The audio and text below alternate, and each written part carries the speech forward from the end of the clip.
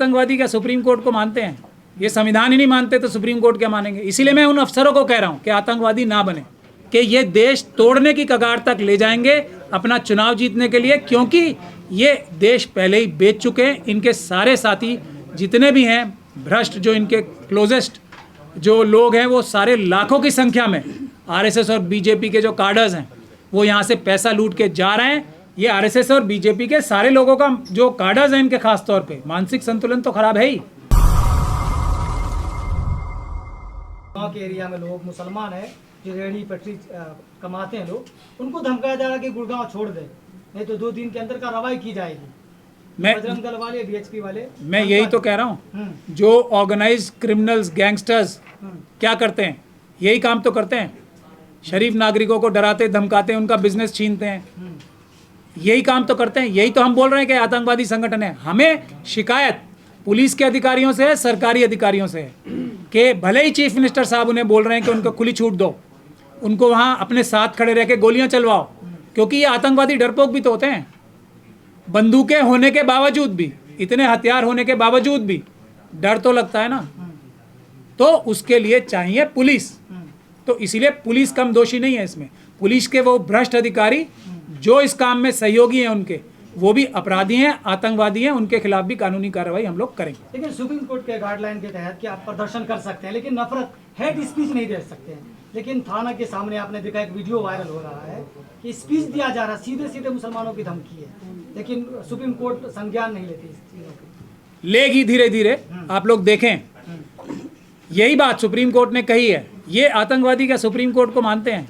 ये संविधान ही नहीं मानते तो सुप्रीम कोर्ट क्या मानेंगे? इसीलिए मैं उन अफसरों को कह रहा हूँ कि आतंकवादी ना बने, जो भ्रष्ट अधिकारी हैं वो आतंकवादी ना बने। नांगलोई के भी पुलिस स्टेशन के बाहर खड़े होकर स्पीच दी गई है, और हरियाणा के नूह में चारों तरफ से बोला जा रहा है कि नूह पे अटैक करो। ये पुलिस की मौजूदगी में है ना, और सुप्रीम कोर्ट ने यही कहा है, किसी एफआईआर की जरूरत नहीं है, पुलिस को स्वयं एफआईआर करनी है। मगर ये लोग ये भी अपराधी हैं, जो पुलिस के ऑफिसर सुप्रीम कोर्ट के आज्ञाओं का अवहेलना कर रहे हैं। ये कंटेम्प्ट ही नहीं है, ये क्रिमिनल एक्टिविटी है। ये लोग धारा 120 भी, ये भ्रष्ट पुलिस अधिकारी इन हमले कराने में शामिल हैं, और इनके खिलाफ हम लोग कार्रवाई करेंगे। सर, 2024 के चुनाव से पहले ये भूमिका बनाई जा रही है, ये तो पूरी दुनिया जानती है। इसमें मेरे कहने से और या किसी और के कहने से कोई फर्क नहीं पड़ रहा है। ये बात तो पूरी दुनिया जानती है कि ये देश तोड़ने की कगार तक ले जाएंगे अपना चुनाव जीतने के लिए, क्योंकि ये देश पहले ही बेच चुके हैं। इनके सारे साथी जितने भी हैं भ्रष्ट, जो इनके क्लोजेस्ट जो लोग हैं, वो सारे लाखों की संख्या में आरएसएस और बीजेपी के जो कार्डर्स हैं वो यहाँ से पैसा लूट के जा रहे हैं। जब भी कोई अच्छी सरकार आएगी, इन सभी लोगों को वापस पकड़ के लाएंगे, इनसे सारा पैसा वापस लेंगे और इन सभी को जेल भिजवाने का काम है। सीएम खट्टर ये भी तो कह रहे हैं कि पुलिस हर किसी की रक्षा नहीं कर सकती। नहीं, भ्रष्ट पुलिस किसी की रक्षा नहीं कर सकती, हर किसी की नहीं। पुलिस भ्रष्ट होगी तो किसी भी की रक्षा नहीं कर सकती, सिर्फ वो आतंकवादी घटनाओं में लिप्त होगी, आतंकवादियों के साथ, क्रिमिनल्स के साथ। हाँ, अगर पुलिस ईमानदार है तो वो सबकी रक्षा कर सकती है, इसमें कोई शक और शुबे की गुंजाइश नहीं है। जो व्यक्ति ऐसे बोलता है वो खुद ये सब काम करा रहे हैं, खट्टर जी, क्योंकि ये खुद काम करा रहे हैं। तो अब जब दुनिया के सामने इतने उनके गंदे और घिनौने कारनामे आ गए तो वो पुलिस के ऊपर लांछन लगा रहे हैं। पुलिस 100% कर सकती है। आप पुलिस के किसी भी अधिकारी से बंद कमरे में बात कर लीजिए, वो बता देगा, हम 2 मिनट में ठीक कर देंगे। क्या करना है? ये बजरंग दल वाले 50 लोगों को तो अरेस्ट करना है, पूरे देश से बता रहा हूँ मैं आपको। एक भी चूहे हैं ये पुलिस, भ्रष्ट पुलिस अधिकारियों के संरक्षण में तो आते हैं, वैसे निकल के आएंगे? कभी नहीं आएंगे। तो बरेली में देखा गया था, वहाँ पर पुलिस ने कार्रवाई की और अच्छी कार्रवाई की, आतंक बचा। तो क्या लगता है उत्तर प्रदेश की पुलिस ज्यादा अच्छी है वहाँ से? एक अफसर है और उसमें संलिप्तता प्राप्त हो रही है फिर आरएसएस और बीजेपी की। एक अफसर था ना, 2 मिनट में ठीक कर दिया सब उसने, चौधरी साहब ने कर दिया ना। यही मैंने बोला अभी, खट्टर साहब जो पुलिस का बहाना ले रहे हैं, और जो मणिपुर में मैतेई कर बदनामी की जा रही है, और ये नूह में हिंदू समुदाय की बदनामी की जा रही है कि ये हिंदू समुदाय ने झगड़ा कर लिया, ये गलत है। आरएसएस के कार्डर्स ने वहाँ झगड़ा किया, और एक ईमानदार अफसर जहाँ भी होता है वहाँ किसी गुंडे, मवाली, आतंकवादी की हिम्मत नहीं होती, वो चूं भी कर जाए। वो बरेली का एग्जाम्पल आपने खुद ही दे। लेकिन मीडिया यहाँ पर देख रहे हैं आप, आरपीएफ का जवान खुद कहता है कि सच्चाई दिखा रही है, उनकी बात सुनो, और दाढ़ी देख के मार दिया जाता है, वो माहौल कैसे सुधार पाएंगे? मैं वही तो कह रहा हूँ, ऐसे भ्रष्ट पुलिस के अधिकारी आतंकवादी होते हैं। मैंने क्या बोला? वर्दी पहनने से ने कोई पुलिस नहीं बन जाता है। भारत के संविधान के हिसाब से काम करने से ही पुलिस वाला बनता है, सरकारी अधिकारी बनता है। भारत का संविधान तोड़ा, कानून तोड़ा तो वो अपराधी होता है। ऐसे अपराधी बहुत सारे पुलिस फोर्सेज में ये मनुवादी मानसिकता के लोगों ने, आरएसएस और बीजेपी के लोगों ने घुसा दिए हैं। उनको हमें आइडेंटिफाई करना है और उनको भी हमने कानूनी कार्रवाई के जरिए जेलों में भेजा। मीडिया कह रही मानसिक संतुलन खराब था उसका, चेतन का, जो जिसने मारा है। मैं खुद ही बोल रहा हूँ, ये आरएसएस और बीजेपी के सारे लोगों का जो काडर्स हैं, इनके खास तौर पे मानसिक संतुलन तो खराब है ही। ये देश के विरोध कर रहे हैं, ये संविधान का विरोध कर रहे हैं। ये आतंकवादियों का मानसिक संतुलन तो सभी का खराब होता है, इसमें कौन सी नहीं। जो उनके सरगना है, उसके लिए मैं जाकिर नायक का एग्जाम्पल देना चाहता हूँ। जाकिर नायक के ऊपर क्या केस है?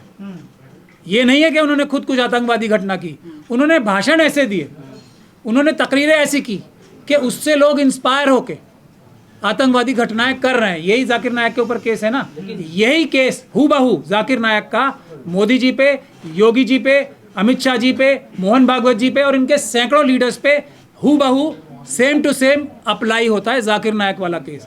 ये लीडर्स हैं, यही ट्रेन कर रहे हैं इस मानसिकता को विक्षिप्त बनाने का और इस मानसिकता को बीमार बनाने का काम इनके लीडर्स कर रहे हैं। नेशनल मीडिया पे जो डिबेट चलती है, उनका कितना असर पड़ रहा है ऐसे लोगों पे, इस तरह की घटना को अंजाम देने, ट्रेन में, मेट्रो में और भी जगह? वो क्रिमिनल मीडिया खराब कर रही है। आप लोग आगे आए ना, इसीलिए तो मैंने आपको अपनी खुशी का इजहार किया था आज आपके आते ही।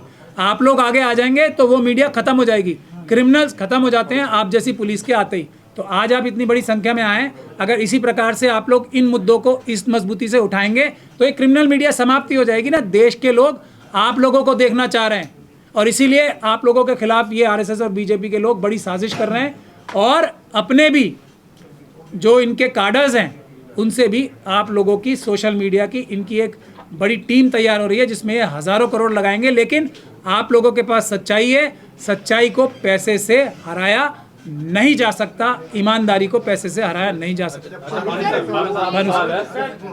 मोनू मानेसर को लेकर राजस्थान सरकार और हरियाणा सरकार आपस में कह रहे हैं, लड़ रहे हैं, जुबानी जंग हो रही ट्वीट पे।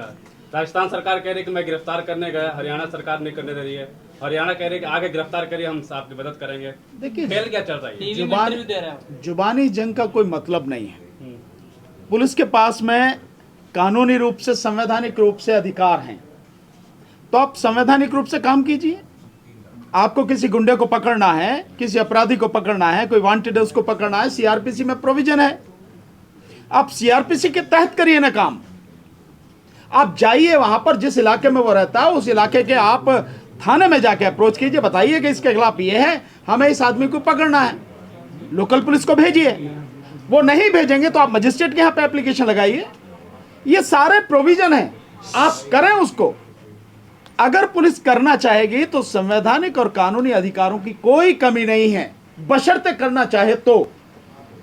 लेकिन अगर जुबानी जंग हो रही है तो वो घटिया स्तर की राजनीति है और कुछ नहीं है। सर एक बात बताइए। और पुलिस और भी अब राजनीति और भी करने लगी है। किसी मामले में इन्वेस्टिगेशन चल रही है और मामला बहुत संगीन है, या यूं कहो कि बहुत महत्वपूर्ण है, उस मामले में इन्वेस्टिगेशन के दौरान से कोई बात निकल के आती है। कैसे निकल के आती है? पूछताछ कौन करता? क्या आपके सामने होती है या चौराहे पर होती है? नहीं ना, पूछताछ होती है जो गवाह है या जो मुलजिम है उससे अकेले में। तो वो जिस व्यक्ति से पूछताछ हो रही है उसके और पुलिस के बीच में है। अगर वहां से कोई चीज लीक हो रही है तो पुलिस के द्वारा की जा रही है, और पुलिस के द्वारा की जा रही है तो ये सब कुछ जानबूझ के किया जा रहा है, उसको पॉलिटिसाइज करने के लिए किया जा रहा है। इसलिए ये सारी चीज, तो जुबानी जंग का कोई मतलब नहीं है। आप काम कीजिए, आपको अधिकार है। अब बताइए सर, जब नफरत की रैलियां निकल सकती हैं तो सौहार्द की रैलियां क्यों नहीं निकलती? किसकी? जब नफरती रैलियां निकल सकती हैं जिनमें भाषणबाजी होती है, नफरती भाषण दिए जाते हैं जी, तो सौहार्द की बात करने वाले लोग वो रैलियां निकल कर क्यों नहीं जाते? नहीं, निश्चित रूप से निकल सकती हैं, इसमें कोई शक नहीं है। लेकिन अगर रैलियां ना भी निकले, पर जो लोग वो दंगा भड़काना चाह रहे हैं, जो माहौल खराब करना चाह रहे हैं, लोग उसमें पार्टिसिपेट नहीं कर रहे, उसको अपनी तरफ से आगे नहीं बढ़ने दे रहे, ये भी क्या कम बड़ी बात है? ये भी एक अच्छी बात है। हाँ, मैं मानता हूं कि अगर सौहार्द वाली रैलियां निकलें और लोग बोलें, जैसे हम लोग, आप सारे मीडिया वाले जो साथी हैं, सबको बुला के हम लोग जो बात कह रहे हैं, बता रहे हैं, लोगों से रिक्वेस्ट कर रहे हैं, सरकार को चेतावनी दे रहे हैं, और पुलिस वो अपना कर्तव्य करे उसको बता रहे हैं, ये काम और लोग भी कर सकते हैं। आज की तारीख में बहुत से लोग हैं जो सोशल मीडिया, जिसमें फेसबुक है, जिसमें यूट्यूब है, जिसमें आपके इंस्टाग्राम वगैरह है, इन सबको यूज करते हैं, वहां ये बात कह सकते हैं। और अगर वो चाहें तो और भी नहीं तो कम से कम अपने जो रिश्तेदार हैं, अपने जो दोस्त हैं, जो अपना सर्किल है, उसमें तो बात कह ही सकते हैं। इसी तरह से धीरे धीरे बात ये फैलती है, और ये करना पड़ेगा सिविल सोसाइटी को, जो समाज के लोग हैं उनको आगे आके ये बात करनी पड़ेगी। नहीं तो ये गुंडागर्दी जो बढ़ रही है, जो बहुत टारगेटेड है, ये आगे और बढ़ेगी, और इससे देश को दिक्कत होगी, सभी लोगों को दिक्कत होगी। और जो अभी एक बात और कही, जो आप सारे साथी आज इतनी बड़ी संख्या में आए हैं, अभी आपने देखा होगा मणिपुर के मसले पर जो सुप्रीम कोर्ट में चर्चा हो रही है, आप सब लोग उसे देख रहे होंगे। उसमें एक बहुत बड़ी बात आ रही है, सीजेआई साहब बार बार कह रहे हैं कि जो चीज सोशल मीडिया पर उपलब्ध है, जो इंफॉर्मेशन वहां उपलब्ध है, वो इंफॉर्मेशन सरकार के पास क्यों नहीं है।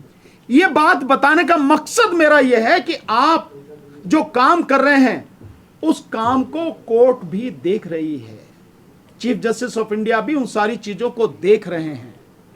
ये चीज आपको बहुत ध्यान में रखनी है, और इसीलिए मैं मानता हूं कि आपकी जिम्मेदारी थोड़ी बड़ी हो जाती है, ज्यादा हो जाती है, कि बात जो भी है, सच जो भी है, आप पूरी ईमानदारी से दिखाते रहे हैं, उसको और ईमानदारी के साथ में दिखाएं, आगे बढ़ाएं। देश को बचाने में आपका बड़ा योगदान है। एक मैं जाकिर भाई की बात का एक जवाब देना चाहता हूँ। देश में सांप्रदायिक सौहार्द है ही, ये लोग खराब करते हैं, सिर्फ आरएसएस और बीजेपी के कार्डर्स खराब कर रहे हैं। तो इसीलिए अगर इनको पकड़ के जेलों में भिजवा दिया जाएगा, इनको आतंकवादी संगठन घोषित कर दिया जाएगा, तो सांप्रदायिक सौहार्द की रैलियां निकालने की आवश्यकता ही नहीं पड़ेगी, क्योंकि सांप्रदायिक सौहार्द तो है ही। ये खराब कर रहे हैं जान के। भारत के संविधान को बाबा साहब ने लिखा था, तो उसमें प्रियम्बल में ही फ्रेटर्निटी लिखा था ना, फ्रेटर्निटी, वो इसीलिए लिखा था, वो है। अम्बेडकरवादी तो 90% है ना देश में, उसको खराब करने का जो काम किया जा रहा है, उसको रोकना जरूरी है। सर, एक आखिरी सवाल, नूह में जो 200 झुग्गियों पे बुलडोजर चढ़ा गया, उसे आप किस तरह देखते हैं? निश्चित रूप से गलत है, इसमें देखने वाली क्या बात है, निश्चित रूप से गलत है, और सरकार की यह तानाशाही है, और इसी से सरकार का एक पक्षीय रवैया नजर आता है। और अभी थोड़ी देर पहले एक साथी पूछ रहे थे, जो कह रहे थे कि जो भी पकड़े जा रहे हैं वो मुस्लिम समाज के लोग पकड़े जा रहे हैं। अभी तक भी बजरंग दल या विश्व हिंदू परिषद या आरएसएस के लोगों पे नहीं। तो निश्चित रूप से, क्योंकि सरकार उनकी है, केंद्र में भी और राज्य में भी, और वही लोग इस सबको कराने वाले हैं। तो जो लोग हैं करने वाले, जो आतंकवादी हैं, जो अपराधी तत्व हैं, जो गुंडे हैं, जिनको बुलाया गया, जो 150 से ज्यादा गाड़ियों में भरकर वहां पहुंचे हैं, ये सब कुछ सरकार के द्वारा कराया ना। तो सरकार अपने ही गुंडों को कैसे बंद कर लेगी? अभी तो उसे और भी उन गुंडों से काम लेना है ना, इसलिए उनके खिलाफ नहीं कार्रवाई हुई। लेकिन इसका मतलब यह नहीं है कि उनके खिलाफ कार्रवाई नहीं हो सकती, या वो अरेस्ट नहीं हो सकते, या वो जेल नहीं जा सकते। महमूद भाई ने जो अभी बताया, वो यही बात बताई कि हम लोग कानून पर, आपको भी भरोसा होना चाहिए, लोगों को भी भरोसा होना चाहिए। हमें कानून और संविधान पर भरोसा है, हमें मालूम है कानून और संविधान की ताकत। हम इसीलिए कह रहे हैं कि लोग अगर कहेंगे, लोग अगर बुलाएंगे, तो हम तरीके से वो सारी चीजें करेंगे। पुलिस भी गुंडागर्दी करने से रुकेगी, पुलिस भी अपराधियों को गिरफ्तार करेगी।